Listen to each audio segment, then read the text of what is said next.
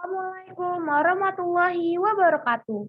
Halo semuanya, perkenalkan nama saya Salsabila Himawari dari kelas 10-8 nomor absen 28. Pada kesempatan kali ini, saya akan mempresentasikan mata pelajaran pendidikan kewarganegaraan. Bab yang akan saya presentasikan pada materi kali ini adalah bab 4 dengan tema Negara Kesatuan Republik Indonesia. Yuk simak baik-baik. Pertama-tama di sini ada gambaran umum. Pembahasan materi Negara Kesatuan Republik Indonesia tidak lagi membicarakan hal-hal normatif konseptual seperti definisi, sejarah, dan mengapa Indonesia memilih NKRI. Kita beranjak dari tema itu menuju tema-tema yang lebih aktual dan krusial, tetapi tetap dalam konteks NKRI. Pertama-tama, kalian akan diajak untuk mempelajari prinsip utama dalam NKRI, yaitu kebangsaan. Paham kebangsaan ini akan ditelusuri dari pemikiran Soekarno sebagai salah satu bapak pendiri bangsa, founding father, dalam pidatonya yang fenomenal pada 1 Juni tahun 1945. Setelah itu akan masuk pada pembahasan sengketa batas wilayah. Persoalan ini merefleksikan banyak hal yang menyangkut kekayaan sumber daya alam Indonesia dan bagaimana mestinya kita sebagai generasi bangsa ikut terlibat dalam menjaga keutuhan Negara Kesatuan Republik Indonesia. Sengketa batas wilayah seringkali muncul diawali oleh perbedaan pandangan antar negara tentang garis pembatas teritorial masing-masing negara yang jika tidak disikapi dengan hati-hati akan berujung pada konflik horizontal. Pertama, ini di sini ada unit 1 dengan tema paham kebangsaan nasionalisme dan menjaga NKRI. Tujuan pembelajaran pada unit 1 ini adalah peserta didik dapat menjelaskan dan menganalisis dasar-dasar filosofi paham kebangsaan dan nasionalisme dalam konteks menjaga keutuhan Negara Kesatuan Republik Indonesia atas kasus sengketa batas wilayah. Diharapkan pula muncul empati dan semangat patriotisme bagi peserta didik. Setelah mengetahui tentang bagaimana konsep kebangsaan dirumuskan oleh the founding fathers, para pendiri bangsa, dan dengan begitu dapat menumpuk rasa cinta pada Negara Kesatuan Republik Indonesia. Pentingnya nasionalisme, sikap mencintai bangsa dan negara. Secara bahasa, nasionalisme adalah kata serapan yang diambil dari bahasa Inggris yaitu nation. Nation artinya adalah bangsa. Jika merujuk pada arti dari asal katanya, nasionalisme adalah sesuatu yang berkaitan dengan bangsa. Bangsa sendiri adalah sebuah rumpun masyarakat yang tinggal di sebuah teritorial yang sama dan memiliki karakteristik yang hampir sama. Menurut Kamus Besar Bahasa Indonesia, nasionalisme adalah sebuah paham yang mengajarkan untuk mencintai bangsanya sendiri. Dalam hal ini dijelaskan jika nasionalisme sangat erat kaitannya dengan mencintai negara, baik budayanya, masyarakatnya, maupun tatanan yang ada di negara tersebut. Di sini ada beberapa tujuan nasionalisme. Sikap nasionalisme di suatu negara memiliki tujuan-tujuan yang ingin dicapai. Merujuk pada definisinya, beberapa tujuan nasionalisme adalah sebagai berikut. Yang pertama, ada menumbuhkan dan meningkatkan rasa cinta terhadap tanah air dan bangsa. Yang kedua, membangun hubungan yang rukun dan harmonis antar individu dan masyarakat. Yang ketiga, membangun dan mempererat tali persaudaraan antar sesama anggota masyarakat. Yang keempat, berupaya menghilangkan ekstremisme atau tuntutan berlebihan dari warga negara kepada pemerintah. Yang kelima, menumbuhkan semangat rela berkorban bagi tanah air dan bangsa. Dan yang terakhir, ada menjaga tanah air dan bangsa dari serangan musuh, baik dari luar maupun dari dalam negeri. Nah, di sini ada ciri-ciri nasionalisme. Ada apa aja sih ciri-ciri nasionalisme? Nasionalisme dapat kita kenali dari karakteristiknya. Menurut Dr. Andes Studio, ciri-ciri nasionalisme adalah sebagai berikut. Yang pertama, adanya persatuan dan kesatuan bangsa. Yang kedua, adanya organisasi modern yang sifatnya nasional. Yang ketiga, perjuangan yang dilakukan sifatnya nasional. Yang keempat, nasionalisme bertujuan untuk kemerdekaan dan mendirikan suatu negara merdeka di mana kekuasaan tertinggi berada di tangan rakyat. Yang kelima, nasionalisme lebih mengutamakan pikiran, sehingga pendidikan memiliki peranan penting dalam mencerdaskan kehidupan bangsa. Semangat nasionalisme juga tertuang dalam Pancasila, yaitu pada sila ketiga Pancasila yang bunyinya Persatuan Indonesia. Dengan ciri-ciri, yang pertama ada rasa cinta terhadap tanah air dan bangsa Indonesia. Yang kedua, rela berkorban demi kepentingan bangsa dan negara. Yang ketiga, bangga memiliki tanah air dan bangsa Indonesia. Dan yang terakhir, memposisikan kepentingan bangsa dan negara di atas kepentingan pribadi dan golongan. Nah, di sini ada 6 bentuk nasionalisme. Yuk, simak baik-baik. Ada beragam bentuk nasionalisme yang diterapkan di suatu negara. Berikut ini beberapa bentuk nasionalisme. Yang pertama ada nasionalisme kewarganegaraan. Nasionalisme kewarganegaraan biasa juga disebut dengan nasionalisme sipil. Nasionalisme kewarganegaraan ialah bentuk nasionalisme di mana negara memiliki kebenaran politik dari keikutsertaan rakyatnya, kehendak rakyat, atau perwakilan politik. Yang kedua, ada nasionalisme etnis. Nasionalisme etnis ialah berupa semangat kebangsaan di mana negara memiliki kebenaran politik dari budaya asal atau etnis suatu masyarakat. Yang ketiga, nasionalisme romantik atau organik atau identitas.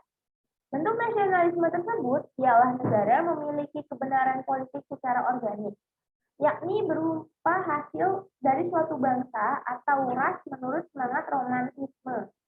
Yang keempat, nasionalisme budaya. Apa sih nasionalisme budaya itu? Nasionalisme budaya ialah negara memiliki kebenaran politik yang berasal dari budaya bersama, dan bukan dari sifat keturunan seperti ras, warna kulit, dan lainnya. Nasionalisme kenegaraan bentuk. Nasionalisme kenegaraan bentuk ialah masyarakat memiliki perasaan nasionalis yang kuat dan diberi keutamaan mengatasi hak universal dan kebebasan. Nasionalisme kenegaraan juga sering berhubungan dengan nasionalisme etnis. Dan yang terakhir ada nasionalisme agama. Bentuk nasionalisme agama ialah negara memiliki legitimasi politik dari adanya persamaan agama.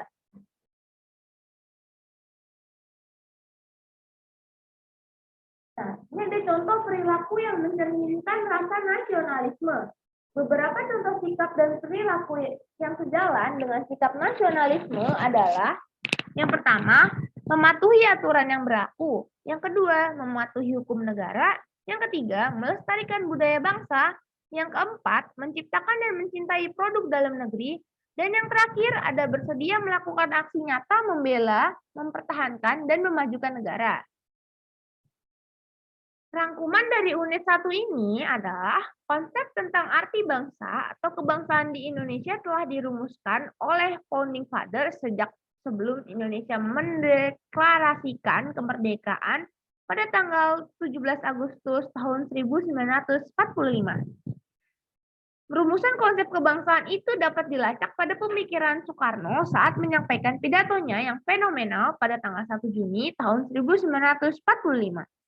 Soekarno meletakkan kebangsaan sebagai dasar berdirinya sebuah bangsa, dalam hal ini Indonesia. Menurut Soekarno, konsep kebangsaan berdasarkan persatuan antara orang dan tempat. Konsep ini melahirkan apa yang biasa disebut sebagai tanah air.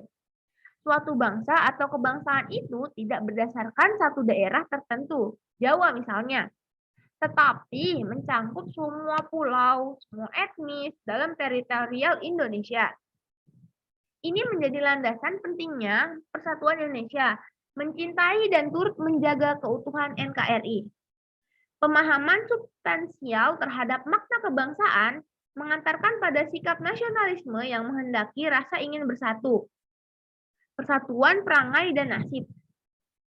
Paham kebangsaan dibangun berdasarkan semangat kebersamaan, yang tidak hanya pada satu wilayah atau daerah tertentu, tetapi mencakup keseluruhan daerah, apalagi bangsa Indonesia dikenal sebagai negara kepulauan.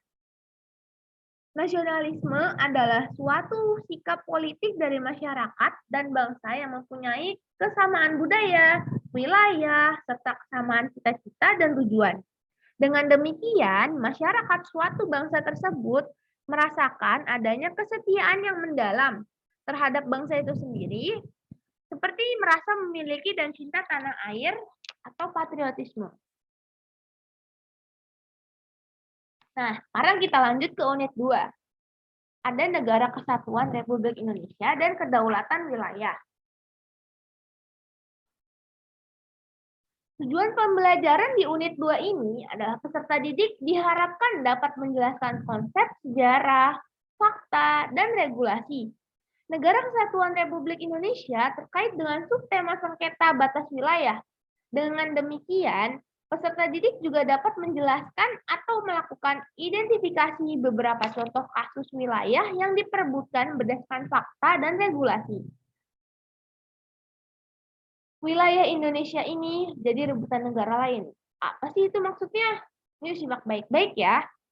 Hubungan Indonesia dan Cina kembali memanas terkait sengketa di perairan Kepulauan Natuna. Terbaru soal nekatnya kapal-kapal nelayan Cina yang masih beroperasi di Laut Natuna. Bahkan mereka dibela oleh pemerintahan Cina. Saling klaim batas wilayah bukan hanya terjadi antara Indonesia dengan Cina. Beberapa negara yang berbatasan langsung dengan Indonesia kerap kali bersengketa batas wilayah. Berikut ini ulasan yang diambil dari berbagai sumber. Soal Pulau Sipadan dan Ligitan. Sengketa Sipadan dan Ligitan adalah persengketaan Indonesia dan Malaysia atas pemilikan terhadap kedua pulau yang berbeda di Selat Makassar, yaitu Pulau Sipadan. Persengketaan antara Indonesia dengan Malaysia mencuat pada tahun 1967 ketika dalam pertemuan teknis hukum laut antara kedua negara. Masing-masing negara ternyata memasukkan Pulau Sipadan dan Pulau Ligitan ke dalam batas-batas wilayahnya.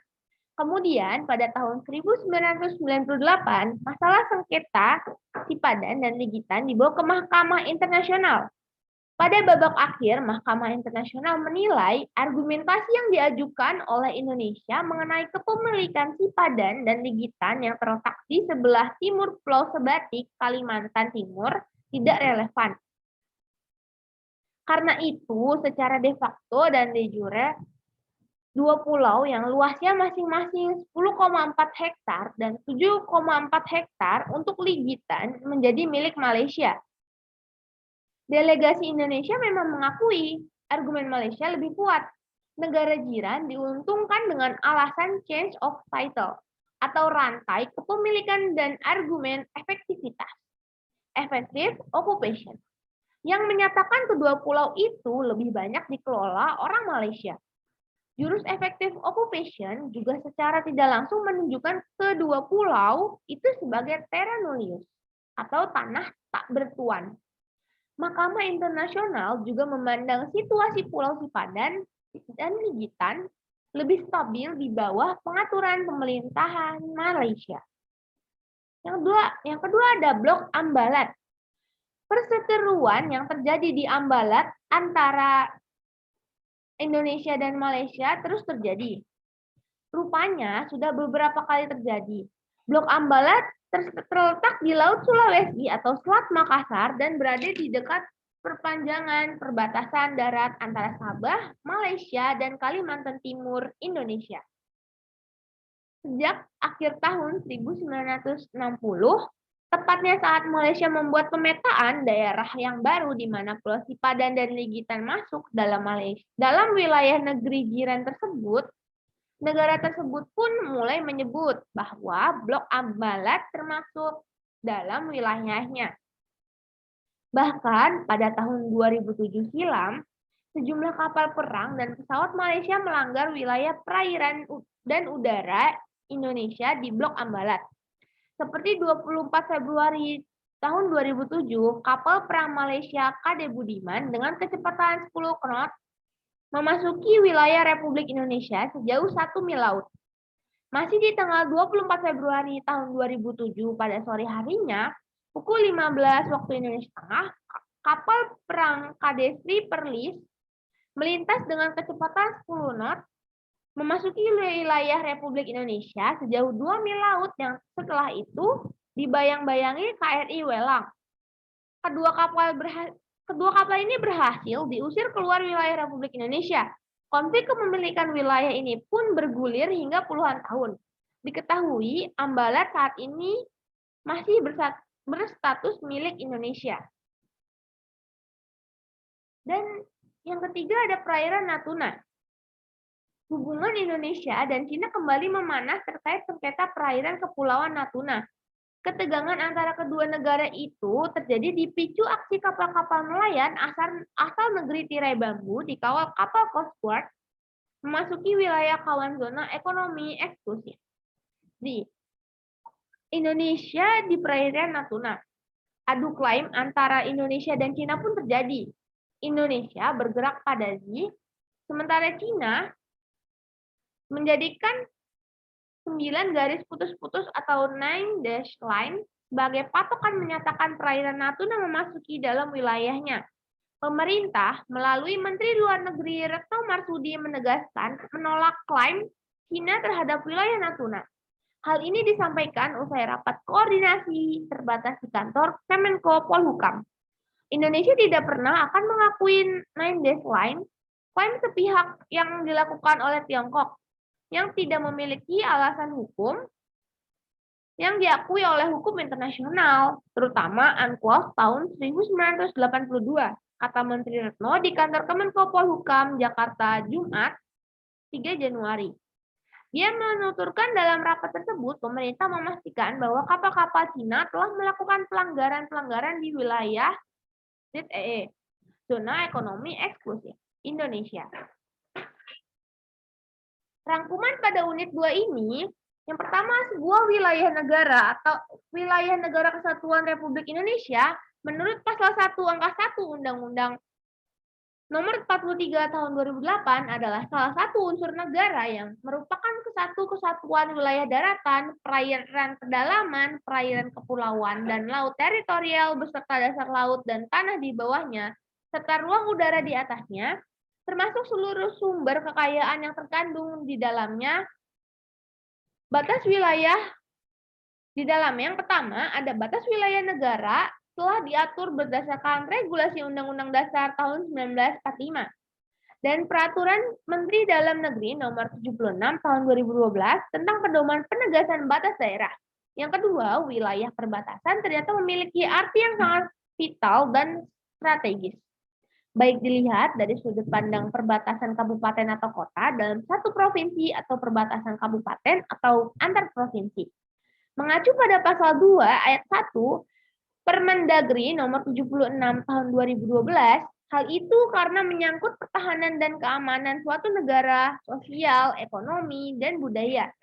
Sehingga untuk menciptakan tertib administrasi pemerintahan perlu memberikan kejelasan dan kepastian hukum terhadap batas wilayah suatu daerah. Yang terakhir dari bab 4 ini ada unit yang ketiga, sengketa batas wilayah antara Indonesia dan Malaysia. Tujuan pembelajaran pada unit 3 ini adalah kalian diharapkan mampu menjelaskan dan menganalisis latar belakang terjadinya sengketa batas wilayah antara Indonesia dan Malaysia. Kalian tidak hanya diajak untuk mengetahui akar sejarah terjadinya sengketa batas wilayah itu, tetapi juga dapat melakukan praktik sebagai sikap dan keikutsertaan dalam menjaga keutuhan negara Republik Indonesia. Dasar hukum batas wilayah periode kemerdekaan. Berikut penjelasan dasar hukum kesepakatan patok batas wilayah Indonesia dan Malaysia sejak masa penjajahan hingga kemerdekaan. A. Konvensi Belanda Inggris tahun 1891. Belanda dan Inggris menandatangani perjanjian ini pada 20 Juni tahun 1891 di London. Konvensi ini mengatur banyak hal yang menyangkut penentuan batas wilayah, seperti penentuan watershed, dan hal-hal lain yang menyangkut kasus sengketa wilayah. B. Kesepakatan Belanda-Inggris tahun 1915. Belanda dan Inggris menyepakati atas hasil laporan bersama tentang penegasan batas wilayah pada 28 Desember 1915 di Kalimantan. Kesepakatan ini kemudian ditindaklanjuti dengan penandatangan MOU oleh kedua belah pihak berdasarkan Traktat tahun 1891, lalu dikokohkan di London pada 28 September 1915. C. Konvensi Belanda-Inggris tahun 1928. Belanda dan Inggris menandatangani kesepakatan ini pada 28 Maret 1928 di Den Haag. Kemudian diratifikasi oleh kedua negara pada 6 Agustus tahun 1930. Konvensi ini mengatur tentang penentuan batas wilayah kedua negara dari daerah Jagoy antara Gunung Raya dan Gunung Api yang menjadi bagian dari Traktat tahun 1891. D. MOU Indonesia dan Belanda tahun 1973. Dokumen ini mengacu pada hasil konvensi-konvensi sebelumnya pada tahun 1891, 1919, dan 1928.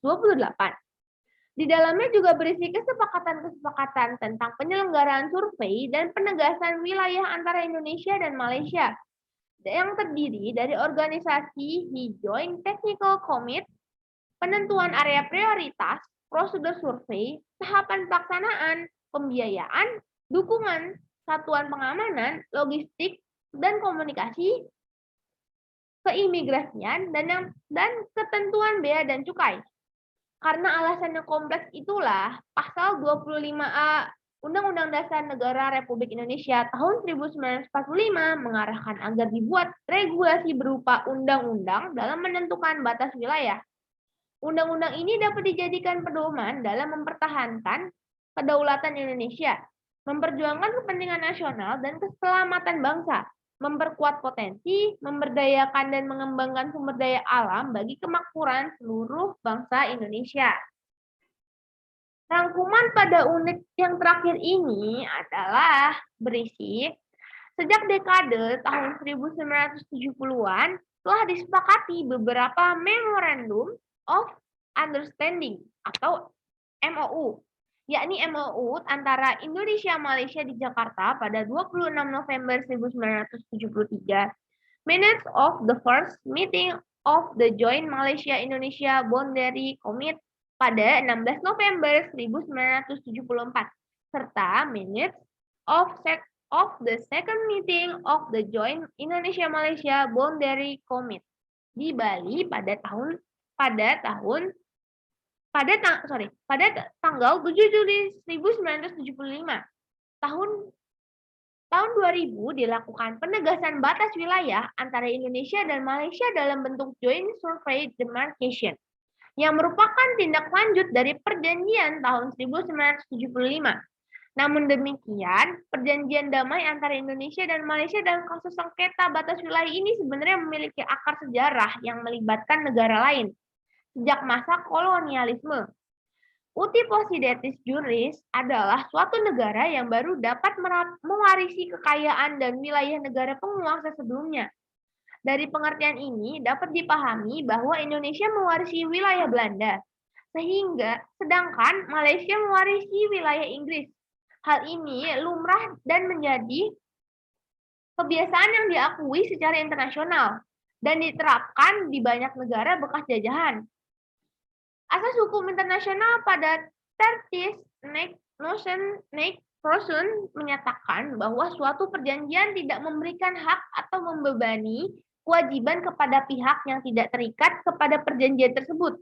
Artinya, Indonesia dan Malaysia tidak dianggap berhak memiliki serta tidak dapat dimintai pertanggungjawaban atas Traktat London. Ya, mungkin Hanya segitu saja yang bisa saya presentasikan pada bab 4 ini. Mohon maaf jika ada materi yang kurang ataupun ada salah kata pada saat saya mengucapkannya. Sekian dari saya. Wabillahi taufik wa hidayah. Wassalamualaikum warahmatullahi wabarakatuh.